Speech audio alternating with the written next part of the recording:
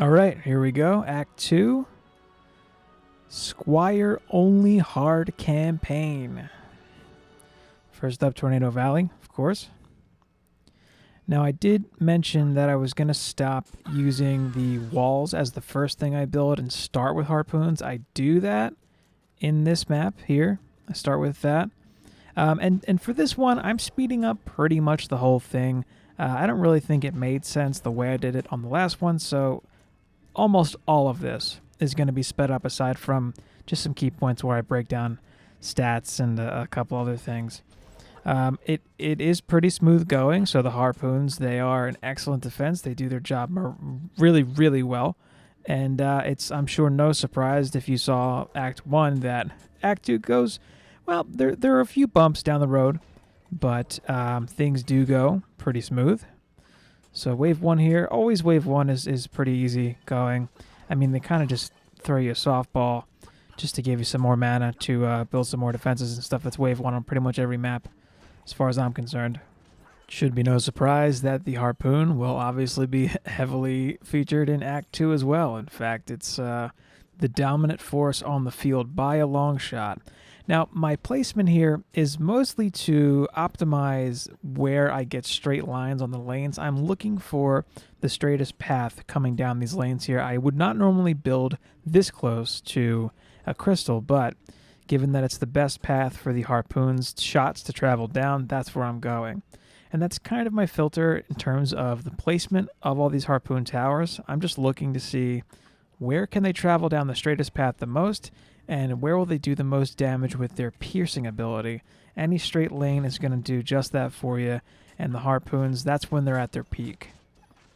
Now, just there, I did snag a pair of gloves, and they were an upgrade, so I went in and just upped them a few different points, and I am going to be showing periodically throughout the run, throughout Act 2 rather, that I do upgrade, and I'll be showing the process for that. I'll be showing my upgrades along the way, and talking about why I do what I do with my stats.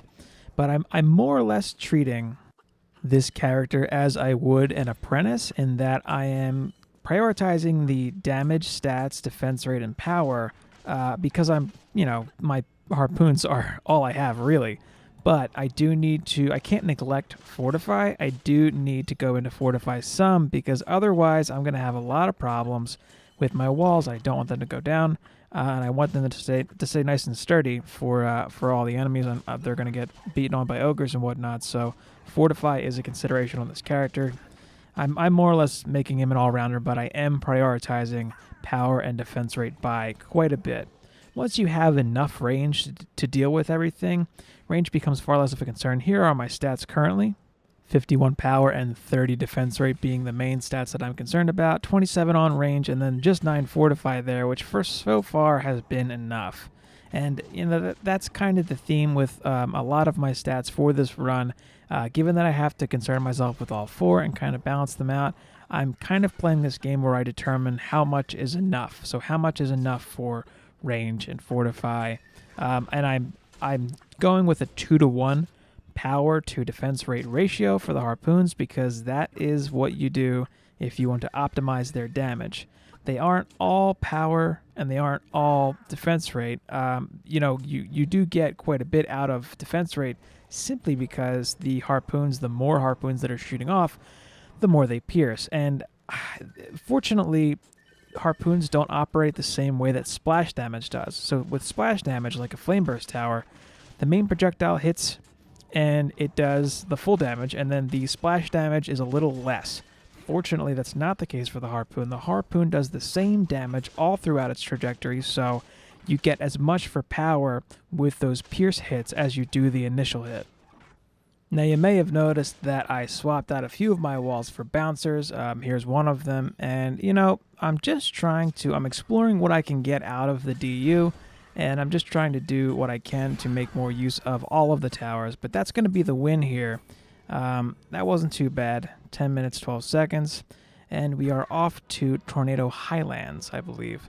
So I did swap out those spike walls for bouncers, and I'm playing around with the different towers. That does get me into a bit of trouble later on, toward the end. I do run into some troubles. You'll see what I mean, but the lesson learned is that there is no substitute for spike blockades. They are far and away the best wall, and in fact, they're really the only true wall, because bouncers, they're a quote unquote blockade, but they attack. The slice and dice, you can kind of treat them as walls if you like, and if you have the fortify to support the towers, anything can be a wall essentially. But the spike blockades, they are entirely meant to stop enemies. They do a little damage, but their main focus is just putting a stop to whatever's coming at you. So there really is no substitute for spike blockades. More the same in terms of the logic of why I'm placing things where I am. I'm looking for straight lines. I'm looking at the little purple orbs that move to show where things are coming out. Now, I do decide to use this bridge here because there are 3 doors that all converge on that one bridge in the middle. So yeah, I'll set up on that. Definitely, I think that's the best way to go, no matter what character you're running, no matter what your hero deck is. That just makes the most sense to me. It's a nice area. It's a nice killing floor, so to speak. And when a bunch of lanes converge on a single point, it's always best to use that point. It's more or less it's a choke point, is what they call it, and there's no sense in not abusing that anytime you can. But the other lanes, I just use the straight lines that the map affords me. This map is pretty harpoon friendly in that you do get a lot of straight lines. Maps in the future won't be quite as much, but this map is certainly more harpoon friendly than some. There were a few big benefits to doing this run in terms of developing my strategy and getting better at the game, but certainly the main thing was that I got really, really good, or much better at using the harpoons. I had not used them really at all in my initial playthrough, going through medium and then insane. So see, here I go again. I'm replacing spike blockades. I'm getting cheeky. There I go. Those slice and dice towers, they are not walls. They may appear to be, but they are not. I get lucky. It works out fine here, but there is a time coming where it does not. But yeah, the harpoons, they're such a powerful defense, and they have some really specific use cases where they are sort of the optimal tower. But if you don't have a character devoted to harpoons and you're just using your Squire, your first Squire, as a waller, which you should, then you don't really develop an expertise with them. I was familiar with them from playing DD1. I had a lot of fun with them there in DD1. In fact, a Squire was my main, quote-unquote, main builder. When I would play maps and farm and do harder difficulties and whatnot, my Squire was my go-to, and harpoons were my go-to defense. They were amazing in DD1. They're still good in DD2, or in DDA, but other defenses are, I don't know, arguably better. It's just the bowling ball towers aren't as good. The Squire overall as an offensive character isn't as good, in my opinion, as DD1. So I didn't really use the harpoons initially, but I do have a harpoon character that's a part of my main group of characters, and I was certainly underutilizing him. He's like level 70s and some legendary gear, but since this playthrough, I have incorporated harpoons into some of my builds, and to good success, to some really favorable results. I used them initially in my summit builds for running survival for dragon farming. I stopped using them after I got my stats up high enough because I didn't need them anymore. But they were great for flyer lanes, and they're always a good option for flyer lanes. So here are my stats again. Nothing's really changed. And I do change the mouse sensitivity here. I'm trying to whip the camera around a little less because speeding things up is obviously going to look a little weird if I'm whipping around the camera all over the place. But upgrading things and just using my mana, trying to stay productive. Nothing too crazy really going on. We're coming up on the end here. This is wave 5, and I think this is where my hubris comes in, where I feel comfortable experimenting with the walls and the slice and dice towers because I have not really been tested in these first 2 maps. The harpoons, they are that dominant. This will be the first time the slice and dice does get some action, and it's on an ogre, and for that they are nice. They chew up ogres pretty well. If that's all you have to worry about is one ogre, and you know, that's your main concern, yeah, it'll do the job. It'll definitely do the job. And they are not, I don't want to give the wrong impression. Those slice and dice towers, they are really cool, and I like them a lot, which is why I'm trying to use them. I think they're a really cool tower. I think they're awesome. I just wish there were a better way to incorporate them as a damage-dealing tower rather than a wall. So, you know, if you could sock them away next to or behind a wall in an effective way where they would not take the damage, I think that would be better. But that's the win. Victory is ours, and then we're in the Ramparts. I don't know why, but it skipped the zoom in, that little swoop around thing for the Ramparts. I'm not sure why it did that, because it didn't skip it for the other maps. I'm not sure why that happened exactly, but I can assure you I went straight through Act 2. I didn't really take any breaks or anything while I was doing this. So big inventory management section here. I blow a lot of time going through my inventory, and I do want to stress that is something that you should be doing regularly. Unfortunately, inventory management is a bit of a hassle in the current state of the game, but you know, once we get folders and we can color code things, and it'll be a little easier, kind of like it was in DD1. I think that's going to alleviate that, but in the meantime, you just kind of have to go through your stuff every once in a while. So what I do is I use my filters, and I just go through and see what the best items are. I keep a few, but I'm pretty ruthless with like selling stuff. You shouldn't just keep things because you're unsure. Use what you have, discard what you don't need, because you'll get more, especially this early on. When if you're not like 80, I lose it. I think I die a few times in this. There's pits are everywhere, but if you're not like level 83 or level 90, you know, and you're looking at like end game, and you're working on your gear, then don't sweat selling gear. You're gonna drive yourself nuts trying to over optimize your current gear. You get so much gear, and you know, you hit these tiers where it's like level 60 is the wall, then level 70 for gearing up, then 78, then 83. I think once you hit 83, that's kind of quote unquote end game, because that's when you get access to Massacre, and that's when the gear you start seeing transcendent items. I wouldn't sweat your gear too much until at least level 83. In the meantime, just take whatever you want and level it up. I mean, you're going to be just fine getting through Insane without any problems. Nightmare is when you want to start really stressing, like maybe kind of stressing your mythic items and making sure that you're optimizing your gear. But before that, I wouldn't even sweat it. So I had a bouncer up there, and I opted to go with the spike blockade instead. And in this map, I actually use bouncers for what I believe is their most effective use, and that is flyer defense. They do really well as flyer defense. So I dropped a bouncer next to the crystal, right behind me to the left. You can't see it. It's off camera right now. This lane was tough. I wasn't sure what to do here, so I just dropped some harpoons. But up here I have some bouncers, and those guys will take care of those flyers just fine. They do really well. In fact, when I build this map, even on my Waller Squire, not optimized for damage output with these bouncers, I still do this. They just are the best in terms of flyer defense, and especially in campaign. But I don't know if you saw that, but that is such a nice long line for the harpoons down there that they are really, really good in situations like that, arguably the best. So questionable decision here. Slice and dice goes down. I'm just trying to mix it up and use my DU a little more creatively. It remains to be seen if that was the best decision, and one could argue that it's not for sure. Spike blockade's always going to be the best case in terms of walls, but look how far back the kills are. Look how far back that mana was for these harpoons. They reach all the way down, and here I go again with these spike blockades. I'm telling you.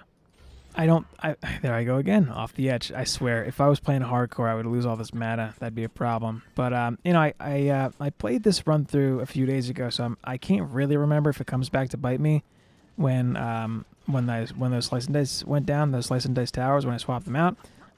But you know, we'll see.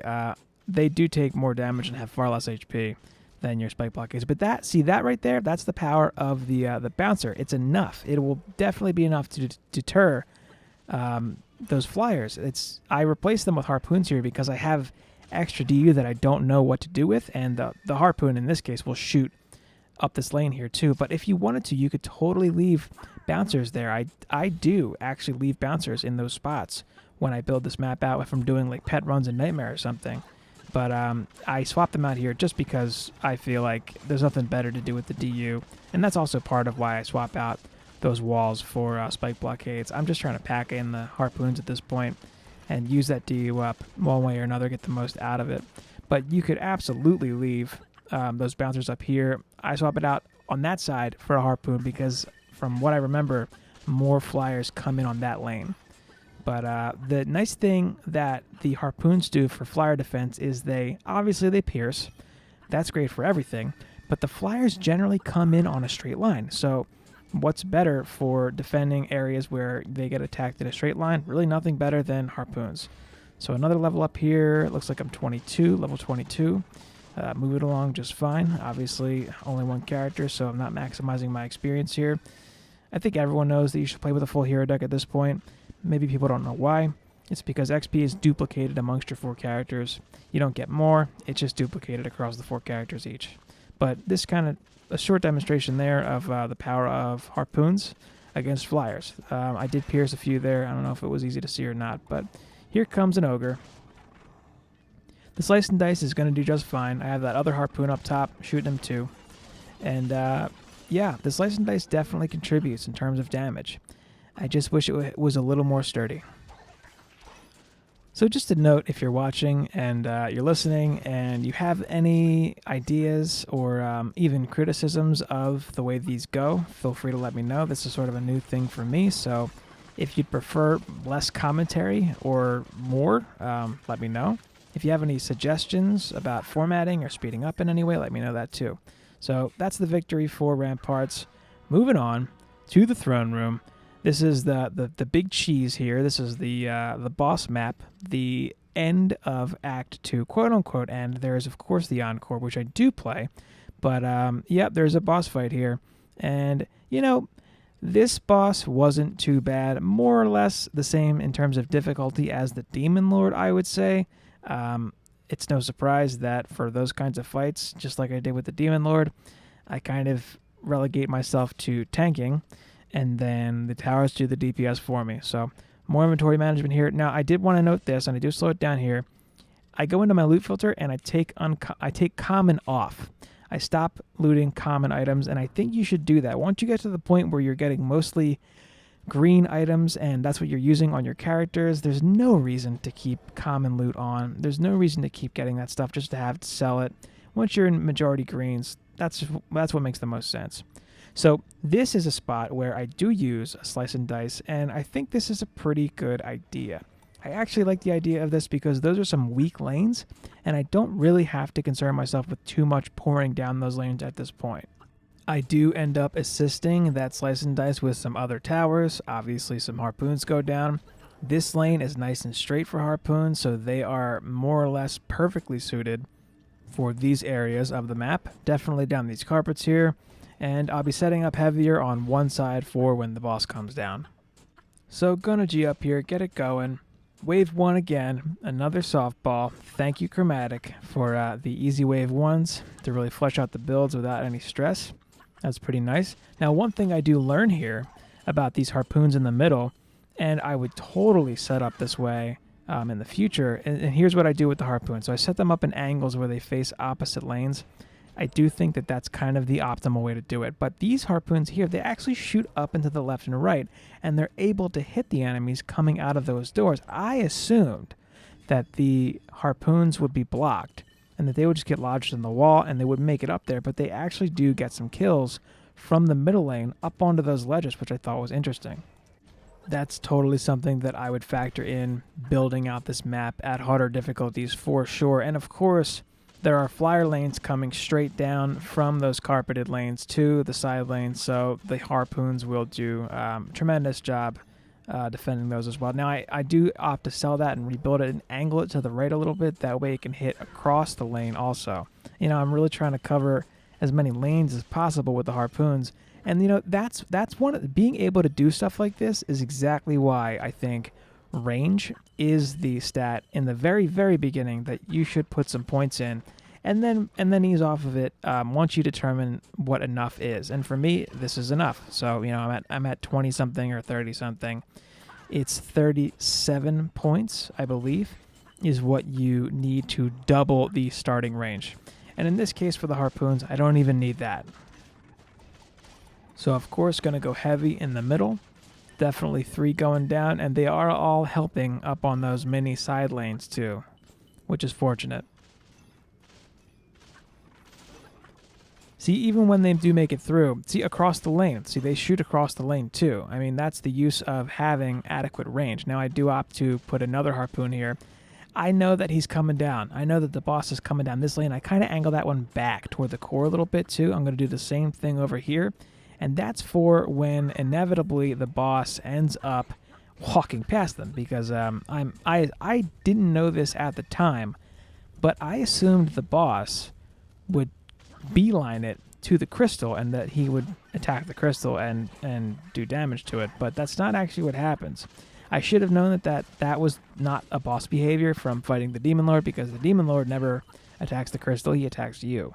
And yeah, there's no difference with the Goblin Mech boss here. Now I do swap that bouncer out, or I swap that slice and dice out for a bouncer, and I realized a little late here that I need a wall. I didn't realize it, and here comes the ogre. Of course, yeah. So you definitely need a wall. Now I put this slice and dice down hoping that it will do some damage to the boss. And, you know, they're fragile. They're more fragile than spike blockades. But this boss, he'll just scoot your walls out of the way. So walls don't really stop him. But, yeah, so I'm trying to save DU. So I swapped that middle slice and dice out for a bouncer just to save some DU and be able to smash down as many of these harpoons as I can right here. And then I go for a wall.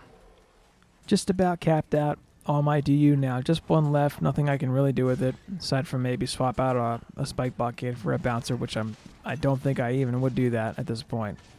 But the bouncer here is going to be enough, and the harpoons hold the lane down plenty. So, you know, I am running around upgrading things. I did realize that I don't have a wall over here at this point, and I believe I am in the process mentally of figuring out what I'm going to do about that, because of course, yeah, ogres.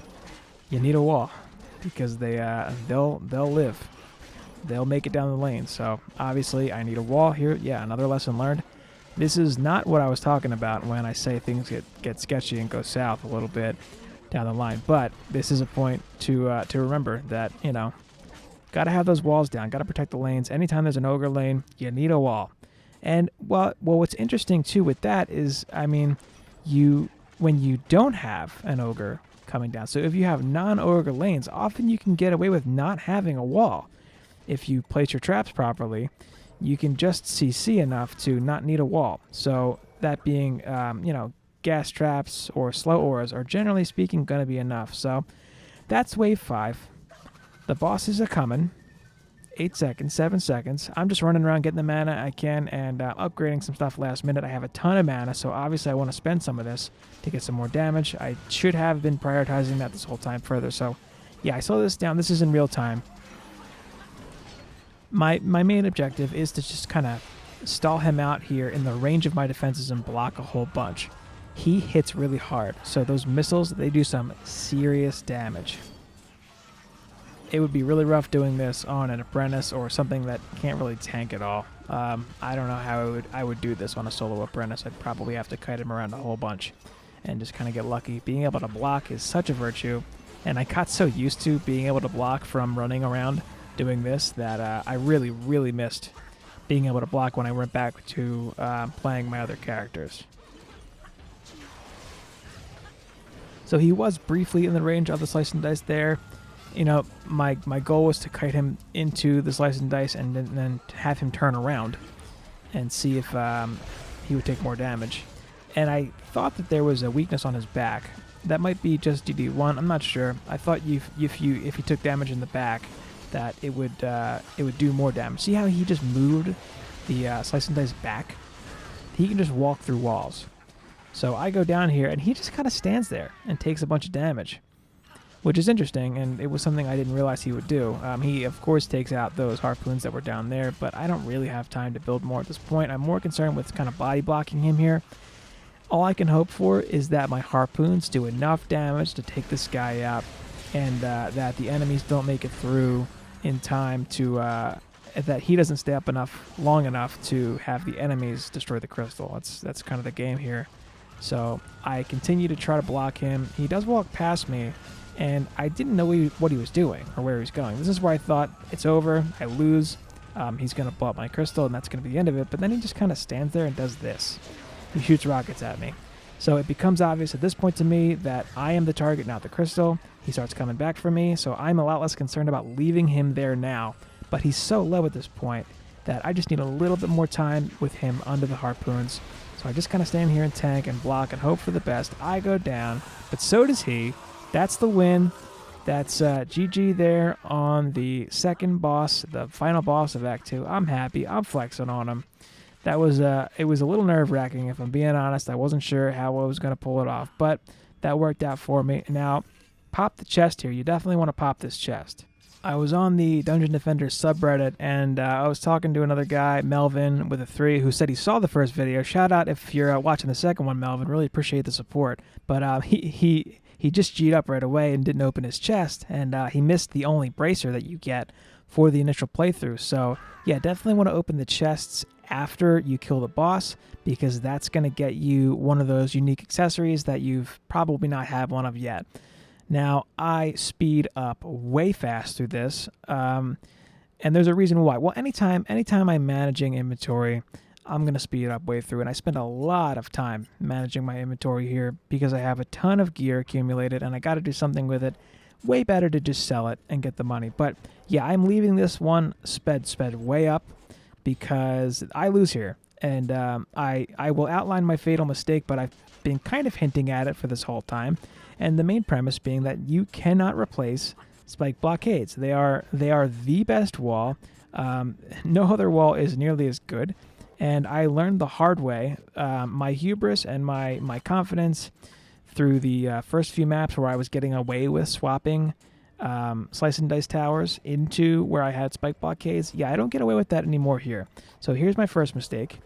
And I do this essentially with every lane.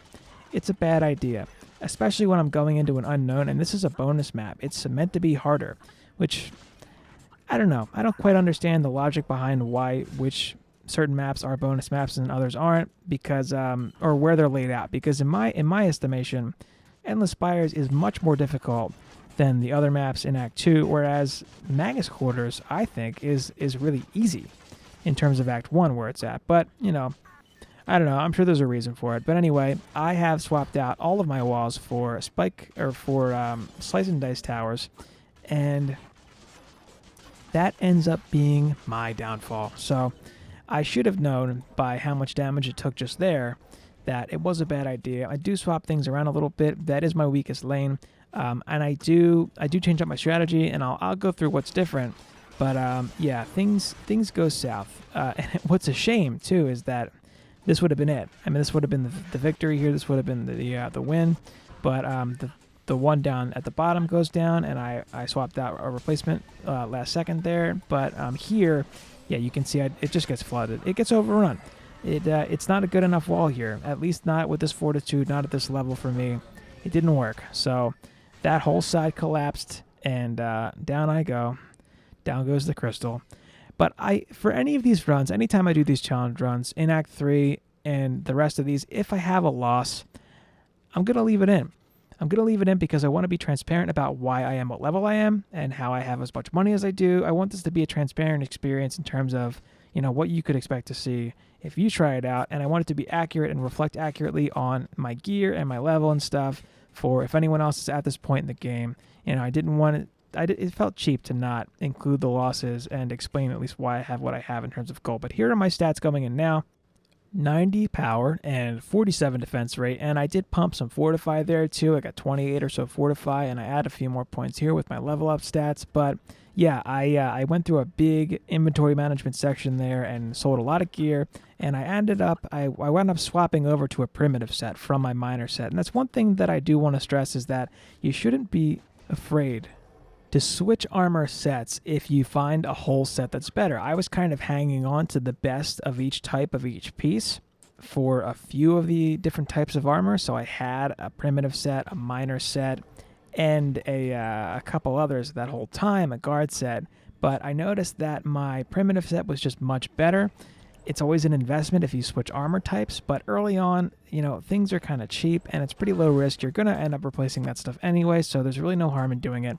But swapping over to that primitive stuff and swapping over to primitive armor and then using all the money I had to upgrade that stuff, it made a big difference, huge difference in my stats, 90 power, up from what I believe was 47 at the start of Act 2, so massive progression in terms of my stats, and it does make a big difference here. And of course, at this point now, I have learned my lesson and I'm going to take a lot fewer risks with my walls. Now, what I end up doing here is I try to get away with turning these to the left and using them as both flyer defense and defense for the lanes. The problem with this is that when these 3 harpoons are occupied by stuff that's near the walls and then a flyer comes in, they're not going to shoot the flyer. So I believe I do end up swapping that around. And I changed my strategy for here too. So one thing I did differently over here was the lane on the far right, I ended up not quite spawn camping it, but I cut it off. You probably noticed that I put a wall and a harpoon over here. And I did that because I wanted to lighten the load on this little bridge. Now, I did say earlier that when a lot of different doors, spawn doors, converge on a single point, you should absolutely use that point as where you create a choke point and create a sort of killing floor, a little death zone.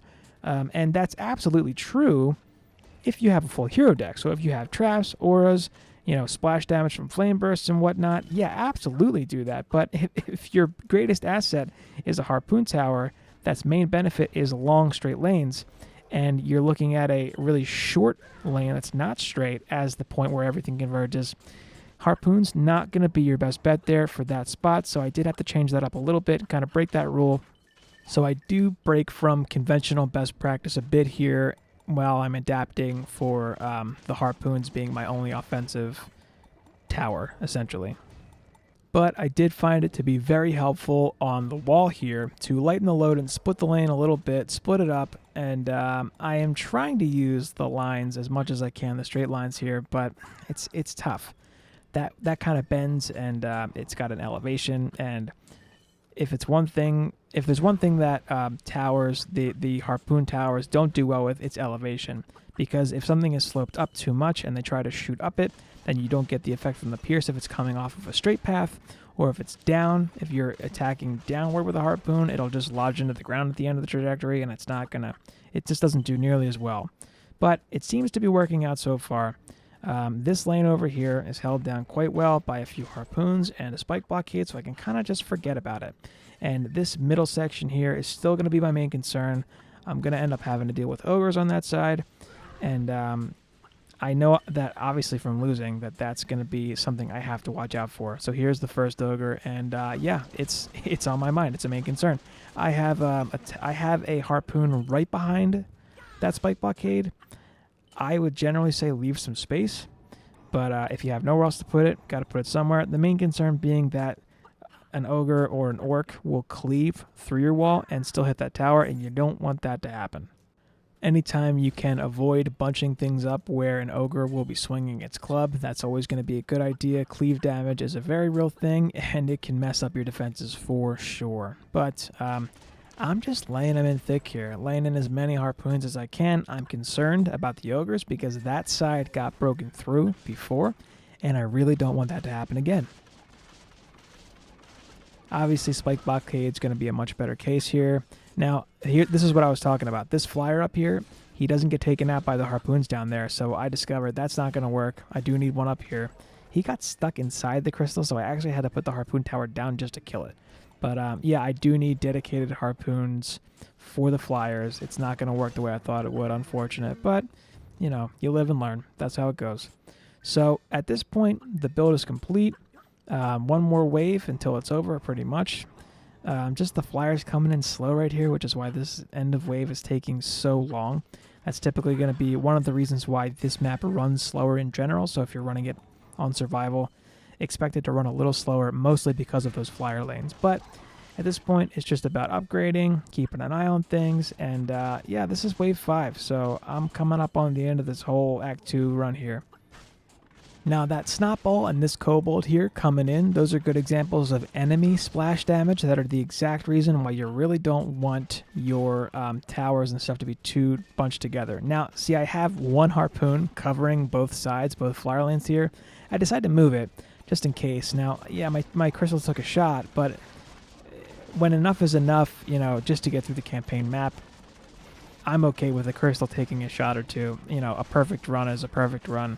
And this is not that, for sure. I'm just trying to get through the campaign here. But the ogre does go down here, so that's good. This skeleton somehow makes it through the line. I'm not really sure how that happened. I end up having to sell a harpoon and plant one back down just to kill that one skeleton.